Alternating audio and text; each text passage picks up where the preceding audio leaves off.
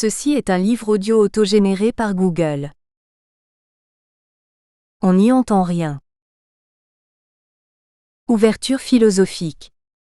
Collection dirigée par Aline Caillet, Dominique Château, Jean-Marc Lachaud et Bruno Péquignot.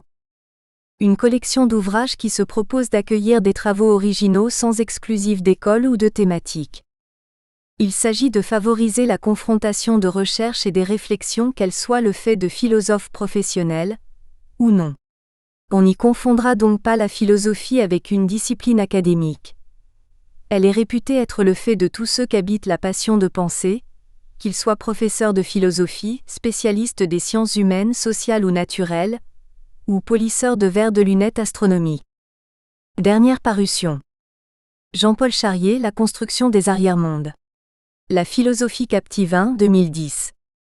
Antoine Marcel, Le taoïsme Feng Liu, une voie de spiritualité en Extrême-Orient, 2010. Susanna Lindberg, Entre Heidegger et Hegel, 2010. Albert Auger OUGBE, Modernité et christianisme.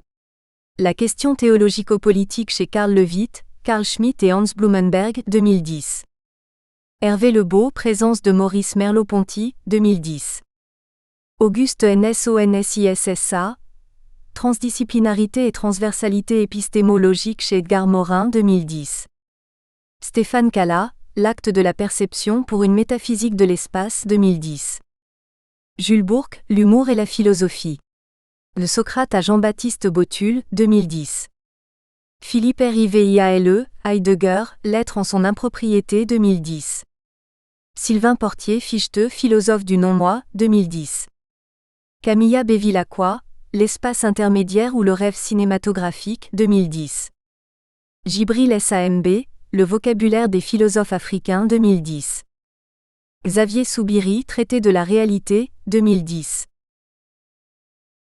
Musica Medicinalis et Mirabilia Operatur, Musica Morbi Curantur, Precipu Peser Melancholiam et Extristia Generati 1.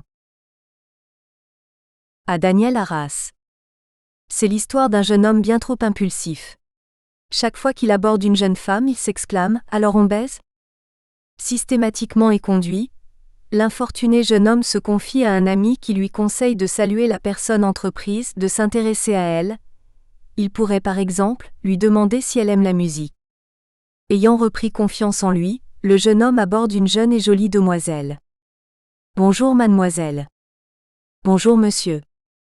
Vous aimez la musique ? » ?»« Oui monsieur. »« Alors on baise ? » Avant-propos.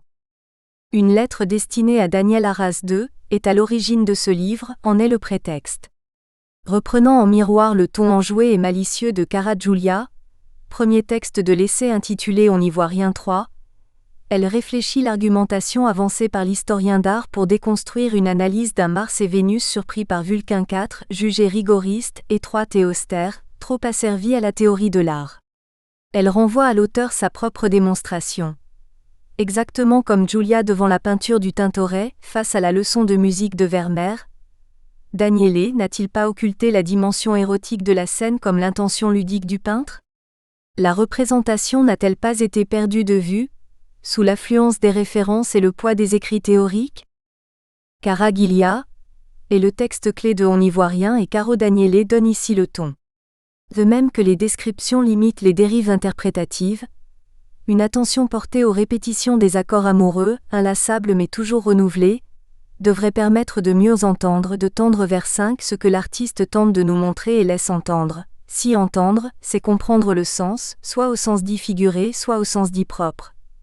Entendre une sirène, un oiseau ou un tambour, c'est chaque fois déjà comprendre au moins l'ébauche d'une situation, un contexte sinon un texte. Écouter, c'est apostrophe. Est être tendu vers un sens possible, et par conséquent non immédiatement accessible 6, écrit Jean-Luc Nancy.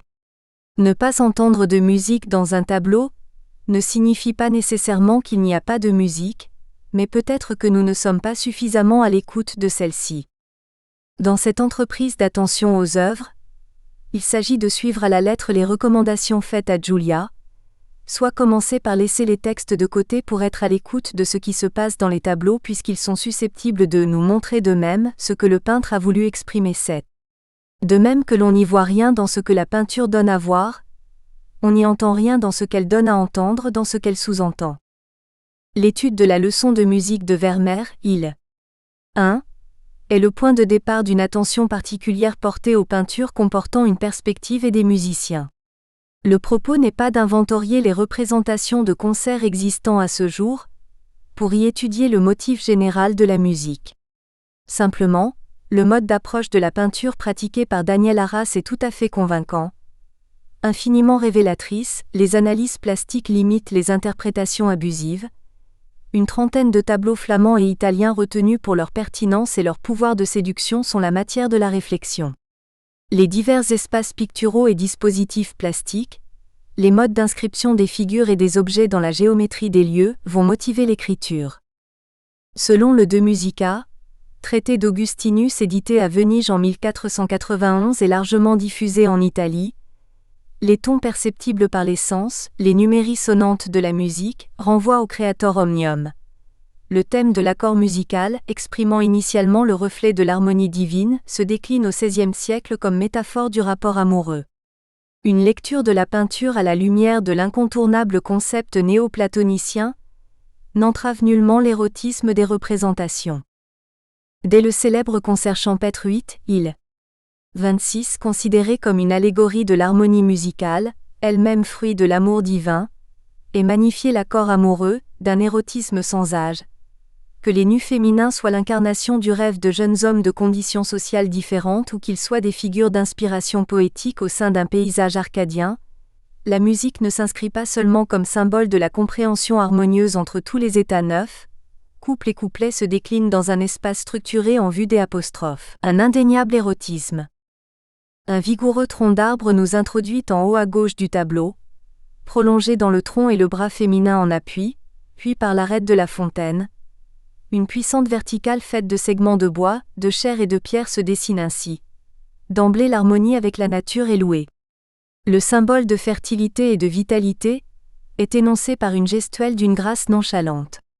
Aucun indice ne permet de dire si l'eau est puisée ou versée, si elle est un symbole de tempérance, mais le suspens d'un mouvement effectué avec le bras du cœur affirme l'arrêt d'un temps idyllique. Cette gestuelle ouvre l'espace à gauche, en parfaite symétrie avec l'ouverture de droite, sur un hors-champ où surgit un petit pâtre violoniste. Quelle surprise de découvrir alors un triangle immaculé et empâté placé sur le sexe du berger très exactement, situé à l'horizontale du pubis brun de ce nu à la fontaine. Entre ces deux lieux mis en résonance, entre la verticale avant et l'horizontale arrière, le peintre induit un mouvement de va-et-vient du regard, gravitant autour d'un trio constitué au final d'un duo et d'une soliste. Le joueur de luth et son compagnon sont penchés l'un vers l'autre dans une intimité non dissimulée tandis que l'instrumentiste brandit une flûte, emblème de la vie pastorale. La rondeur du luth enchâssé dans le précieux costume exalte la rigidité de la flûte prolongeant la nudité. L'élégance féminine du musicien contraste avec la massivité du dos féminin. Les jambes du jeune homme et de la jeune femme dessinent un triangle. La forme phallique de la jambe masculine arbore la même couleur, qui est aussi celle du cache-sexe exhibé par le violoniste, et la même texture dense qui se déverse dans les plissés de la flûtiste et de la jeune femme à la fontaine. La représentation de l'accord harmonieux se double des liens tissés entre les figures. Symbolisme et érotisme fusionnent en un accord parfait. L'entente est désormais associée à la corde vocale ou instrumentale. La figuration de la musique dans la peinture exprime l'accord entre les êtres, qu'il s'agisse de l'harmonie de l'homme avec Dieu, de figures allégoriques empruntées à la mythologie païenne, de l'harmonie familiale ou des phases préliminaires des relations amoureuses. La peinture du concert et de l'harmonie prend au XVIIe siècle une signification inédite. Elle aboutit chez les artistes flamands à des paraphrases sur la rencontre amoureuse et affiche parfois une implication moralisante. On voit souvent dans les représentations une vieille femme lever un doigt dans le dos d'amants chantant à l'unisson, figure bien incongrue dans la peinture des plaisirs de l'existence. Ce geste d'admonition ne fait-il que connoter la précarité ? Les scènes de badinage sont souvent ambiguës. La leçon de musique de Gérard Terborch, il 20, mettant en scène deux hommes et une femme est-elle la représentation d'un accord parfait, ou tout au contraire du désir homosexuel insatisfait ? Le concert de Johannes Vermeer place en parallèle amour vénal et amour spirituel au moyen de l'intrusion d'un tableau dans le tableau, sans qu'il soit possible d'envisager une complicité ou une condamnation. Les peintures du concert sont-elles vraiment toutes des allégories codées ? Comment en décider ? Si la relation amoureuse est l'un des sujets les plus communs de la peinture dite de genre, son interprétation morale est loin d'être simple 10, comme l'écrit Todorov. Érotisme et musique sont sans conteste associés dans la peinture, mais plus ou moins ouvertement. Une nouvelle représentation, sans ambiguïté aucune, se répand dans la haute société italienne de la première moitié du XVIIe siècle, la musicienne courtisane. Sous différents prétextes allégoriques, qui n'abusent personne, les corps féminins dénudés s'exhibent. La Flore en joueuse de viol, 1637, de Bernardo Strozzi est au final le portrait d'une cantatrice réputée. L'allégorie de la musique, 1627, de Giovanni Lanfranco, Vénus jouant de la harpe, à demi vêtue et accompagnée de petits héros absorbés dans la lecture d'une lettre partition, affirme l'image de la courtisane, une femme frivole et cultivée. Quelques années auparavant, Caravage a conféré à son joueur de luth les traits androgynes et lascifs d'un très célèbre chanteur florentin. Ces représentations ne sont pas si éloignées de celles plus populaires de Gerhard Honthorst, Hendrik ter Bruggen ou Bartholomeus van der Helst. Elles affichent un érotisme truculent, laissant entendre que les expressions du langage argotique, jouer de la flûte ou jouer de la mandoline, ne renvoient pas nécessairement à la virtuosité musicale. Faut-il rappeler que l'instrument, mot spécialisé au sens des objets élaborés pour produire de la musique, signifie encore membre, organe du corps, d'où l'emploi pour membre viril ? La première partie de cet essai est consacrée au fonctionnement de la perspective dans les représentations de scènes musicales. La peinture d'artistes contemporains de Vermeer, en raison de l'impulsion initiale redevable à Daniel Arras, est considérée en priorité. Les dispositifs mis en place dans la peinture italienne sont ensuite explorés. La modeste peinture de genre hollandaise et la grandiose peinture d'histoire italienne utilisent-elles au final des procédés si dissemblables ? Les fins des peintres sont-elles radicalement différentes ? Essentiellement une technique du récit 11, la perspective n'est en aucun cas réductible à une technique de représentation du monde mise au point, ou plutôt jamais mise au point, vu la diversité de ses formes et de ses emplois, pendant la Renaissance. Elle est l'image et le concept de la projection, présentant le dessein de regarder très loin, per specere, d'embrasser 12, tel Narcisse face à son image, la profondeur, l'au-delà de la surface. Le lointain dans l'espace pourrait-il se dissocier du lointain dans le temps ? Si le sens abstrait du mot, manière dont on projette dans l'avenir le développement d'une situation actuelle, concerne aussi les tableaux dotés de perspectives, les structures mathématiques des scènes musicales pourraient contenir, dans tous les sens du terme, une musique invisible de prime abord, inouïe, sous-entendue. La seconde partie s'attache à la double nature de l'entente et au malentendu. Les figures de l'ange et des roses sont particulièrement troublantes dans les peintures habitées par la musique, qu'il s'agisse de représentations de l'extase, de récits bibliques ou d'allégories profanes. Il ne s'agit bien sûr pas d'épuiser les œuvres retenues, et bien d'autres pouvaient convenir, mais de proposer un mode d'approche au lecteur. Des perspectives musicales sont susceptibles de s'ouvrir à nous, vibrant dans la peinture peut-être là où on les attend le moins, mais ne nous échappent-elles pas en raison de nos réflexes perceptifs, de nos habitudes mentales ou encore de l'écran de nos références ? Le propos n'est ni de traduire la peinture en musique, ni de pointer des correspondances. Simplement, en dehors de toute idée préconçue, la pratique du dessin et une attention soutenue à l'image sont les moyens retenus pour repérer la manifestation de la musique, pour découvrir sa configuration dans l'évidence géométrique de la composition. Prélude, lettre à Daniel Arras. La leçon de musique de Vermeer. Caro Daniele. Cette lettre un peu longue risque de vous étonner, de vous irriter même peut-être. J'espère que vous ne m'en voudrez pas, mais il fallait que je vous l'écrive. Vous m'avez de nombreuses fois permis de voir ce que le peintre et le tableau me montraient, mais qui échappait à mon regard, ceci, non seulement dans vos cours passionnants mais aussi au fil de vos textes passionnés, tellement érudits et si clairs. Vous m'avez appris à regarder la peinture dans le moindre de ses détails, tout en m'imprégnant de sa présence physique, à poser la peinture à l'origine de la réflexion.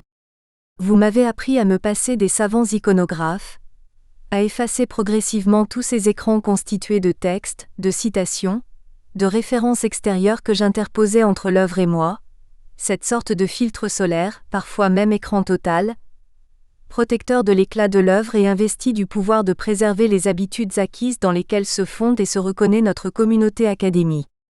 Vous m'avez appris à me passer de vous, à douter des certitudes et à circuler dans la peinture par les cheminements visuels les plus simples qui soient, à me saisir des fils tendus par les peintres, pas de doute là-dessus. Mais pourquoi le ton léger et rieur de On n'y voit rien n'a-t-il pas surgi plus tôt dans vos écrits ? Souvenez-vous de la leçon de musique 13 de Johannes Vermeer dont vous avez proposé une analyse rigoureuse et convaincante, mais tellement austère. Pourquoi ne pas avoir voulu faire joyeusement de l'histoire de l'art ? Il est tentant de vous renvoyer les reproches adressés à Julia XIV, dans cette lettre écrite quelques années seulement après votre essai sur Vermeer. Serait-ce un devoir professionnel de ne pas rire ni même de sourire ? Vous connaissiez pourtant ce proverbe de la Renaissance, serio luder, jouer sérieusement, et son goût pour le rire et le paradoxe.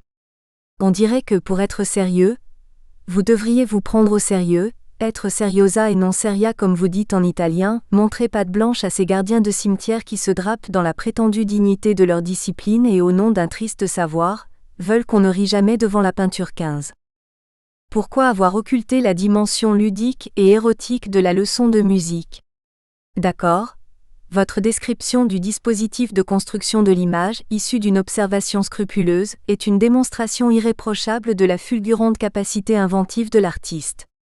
Vous m'avez immédiatement donné envie de dessiner pour pénétrer plus avant dans cette peinture aussi sensuelle que glacée, si proche de la volupté sage, des œuvres grecques selon l'heureuse formulation de Marguerite Yourcenar dans les Mémoires d'Adrien, et je me suis appliqué à retrouver la ligne d'horizon, les points de fuite et de distance.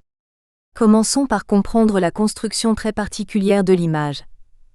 Une recherche précise sur calque fait transparaître, que la perspective place le point de convergence des fuyantes sur la figure féminine, légèrement au-dessus de la taille. Quelle surprise de constater que la ligne d'horizon est trop basse pour correspondre au regard du spectateur debout, comme au regard du peintre assis à son chevalet, réfléchi partiellement par le miroir. La hauteur de la chaise bleue indique que ce regard serait plus haut que le point de fuite.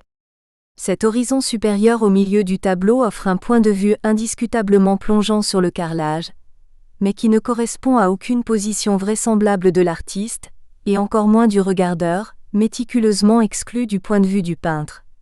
Votre rigoureuse analyse conduit à la saisissante découverte que ce cadrage, mathématiquement construit, ne correspond cependant à aucune situation possible ou réelle.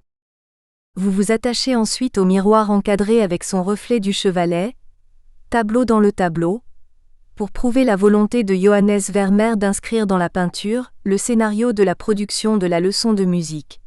Autrement dit, le miroir de la leçon de musique présente la représentation comme telle, ces personnages sont des modèles. Ils posent ou plutôt, ils ont posé. Cette vue d'intérieur avec figure est une construction artificielle, représentation d'une représentation. Pour Vermeer, la peinture est bien causamentale 16. Brillante démonstration. Mais pourquoi parlez-vous si peu de la vue plongeante sur la jeune demoiselle à la collerette blanche bien fermée, et dont le même miroir révèle la déviance du regard vers le maître de musique ? Vous évincez vite la question tout en suggérant que l'idée d'une allégorie déguisée n'est pas déraisonnable au regard de l'inscription visible et lisible sur la virginale. Musica letitiae comme es medicina doloruem. La musique, compagne de la joie, remède des douleurs. Observez maintenant la largeur des épaules féminines. Elles dissimulent davantage que de l'être. Le mot occulté ne serait-il pas plutôt consors, signifiant partageant les biens, possédant conjointement, consort évoque la communauté, et il est alors question d'une joie maritale partagée, tandis que comes, le mot attendu, évoque l'associée, celle qui accompagne, ainsi que dans un duo musical. Si cette peinture est effectivement une allégorie déguisée, que trouvera-t-on sous le déguisement ? Le spectateur est exclu de l'inaccessible sphère. Il est relégué à un rôle de voyeur. Le schéma de la composition révèle que le fameux point de distance permettant d'établir la diminution des carreaux et de préciser la distance entre le regard et l'horizon, est situé à l'extérieur du tableau, la structuration géométrique de L'. L'image avec sa répartition des personnages et des objets accuse encore la mise à distance. La table et son lourd tapis ouvragé éloignent considérablement les figures et nous incitent à nous approcher au plus près de la surface peinte, mais pour y entendre quoi? Et pourquoi un tel cadrage? Très resserré au plafond et sur les fenêtres, il indique une proximité du lieu contredisant la profondeur de champ, d'où cette impression paradoxale et frustrante qui nous envahit. Elles paraissent effectivement bien petites ces figures par rapport au massif tapis, avec sa grande cruche étincelante. Mais pourquoi cette incontournable cruche, brillant punctum de la peinture, est-elle ici isolée en plein milieu? Pourquoi est-elle donc placée exactement dans l'axe du bassin de la jeune femme? Pourquoi n'en dites-vous pas un mot? Serait-il trop banal de ne pas exclure le thème amoureux pourtant si ostensible? Mais je crois que les interprétations coexistent sans se nuire et que la dimension érotique, liée à la musique et à son apprentissage, pointe ici avec humour, en deçà de la lecture sérieuse et approfondie que vous en avez effectuée dans votre ouvrage. Aucun texte érudit ne viendra bien entendu valider ce que j'ai découvert dans la relation des figures entre elles, et avec la trame perspectiviste. Je n'ai fait que suivre vos conseils. Regardez très attentivement la peinture et évitez l'écran des références. Pour revenir à l'incontournable ligne d'horizon, vous aurez constaté qu'elle coïncide avec le clavier de la virginale. Nous sommes attirés irrésistiblement en ce point de convergence des fuyantes sur le bras gauche, côté cœur, de la musicienne. Les mains dérobées au regard sont supposées toucher le clavier. Il est question de jeu musical, amoureux, mais pourquoi pas du jeu de l'artiste, qui s'amuse bien sous les apparences les plus convenables qui soient.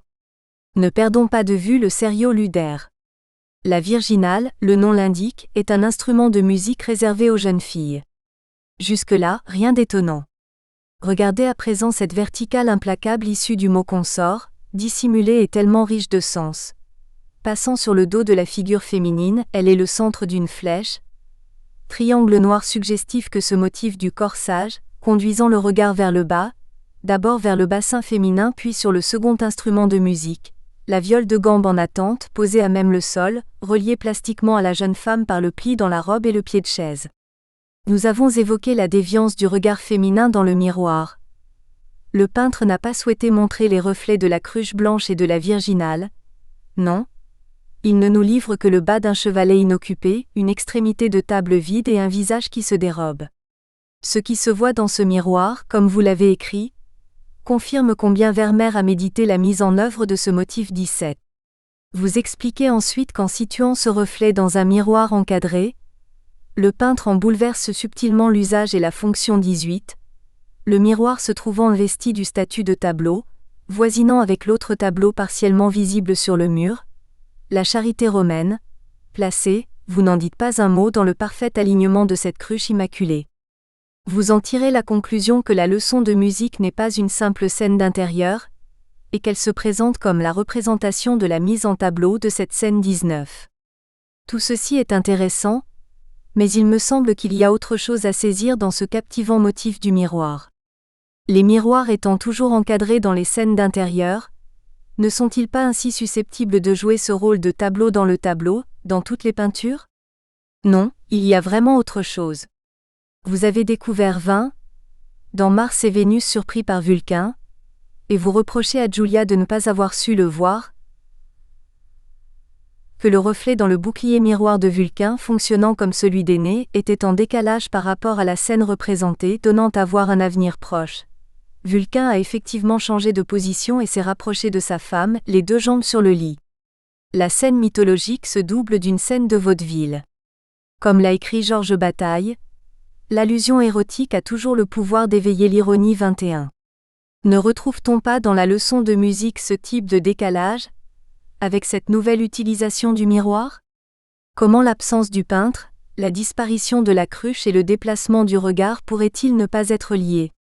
Le décalage entre la scène et son reflet est essentiel à l'idée que Vermeer a pu se faire de son tableau, à ce qu'on appelle l'inventionné. Ce reflet exprime le changement, mais quel changement? Il entame un avenir très proche mais pas encore consommé. Le peintre s'est retiré après avoir capté l'instant d'intimité que l'on voit. Le couple, encore séparée par la chaise vide, est en attente d'un changement de position. La jeune fille pourrait passer de la virginale à la viole de gambe 22, soit s'asseoir, position sociale plus confortable, et se mettre l'instrument entre les jambes. La cruche blanche ne fait donc pas que renforcer la profondeur de champ, elle exalte la virginité menacée, étincelle une ultime fois, aussi éclatante de blancheur que le jupon enveloppant le bassin féminin placé à l'exact aplomb à la surface du tableau est sombre. Si vous êtes attentif au découpage géométrique effectué par l'artiste de la table au miroir, mis en évidence dans le croquis, vous constaterez qu'il a la forme d'un escalier, forme symbolique d'un trajet presque imperceptible, subtilement contenu dans une scène d'une grande dignité, déployé de la cruche jusqu'au si troublant reflet dans le miroir, étape franchie vers le chemin de la connaissance au sens biblique du terme. Cette interprétation est validée par l'alignement la cruche et de la charité romaine. Péra nourrit de son lait son propre père emprisonné, mais la scène filiale est partielle, coupée hors champ. La dépendance a changé de registre. Il ne s'agit plus d'une relation fille-père mais fille-amant, emprise amoureuse clairement signifiée par l'emprisonnement de la tête dans le miroir de l'avenir, et amant-fille, contact amant et tableau très prononcé. Quant au regard du spectateur voyeur, il est amené par ce dispositif à un balayage constant de l'avant vers l'arrière et de la gauche vers la droite, sur une petite portion d'espace. La sensualité du tapis contrastant avec la froideur géométrique redouble au premier plan l'opposition jupon moelleux, sombre, flou cruche éclatante, lisse, nette. Bref, la profonde intimité et le rempart en surface s'articulent autour de ce pivot punctum de l'image, placé en son exact milieu, point d'équilibre provisoire, de proche basculement. À propos de cet objet récurrent dans les scènes hollandaises de duo amoureux, si vous comparez la leçon de musique de Vermeer avec le duo de Metsu 23, il. 5, vous verrez que la cruche est située en position inférieure, posée au sol, à peine visible, elle a perdu sa blancheur dans une représentation dépourvue de toute ambiguïté. Pour conclure, de même que cette peinture énonce la représentation d'une représentation, ne met-elle pas aussi en espace avec malice la perspective d'une perspective? Dans le miroir, le passage de la jeune fille en femme est autant attesté que le passage de l'artiste. Le présent, l'instant rendu éternel par le peintre, contient le futur, l'inexorable emprisonnement des figures dans une structure spatiale on ne peut plus explicite. En haut le miroir avec son reflet décalé, les instruments symboliques au sol. Notre regard ne fait que circuler sans jamais pouvoir se poser, tournant autour du pot, de la périphérie au fond de l'image. Cette représentation d'où nous sommes exclus est aussi la nôtre. Une histoire sans fin perçue par la mise en abîme de l'histoire d'amour la plus banale, mais aussi la plus précieuse qui soit. Vis-à-vis de cette représentation de l'aliénation du commun des mortels, le pouvoir de l'artiste de rendre un instant éternel par la peinture lui confère le plus grand prestige, mais son absence dans le miroir énonce aussi sa disparition consommée. L'allégorie du devenir matrimonial, on ne peut plus stéréotyper, coïncide avec l'allégorie du devenir tableau, l'allégorie de la création.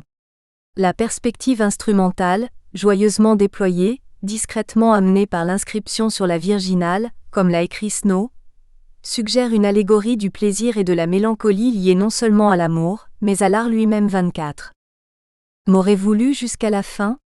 Je ne pouvais écrire une telle lettre qu'à vous seul.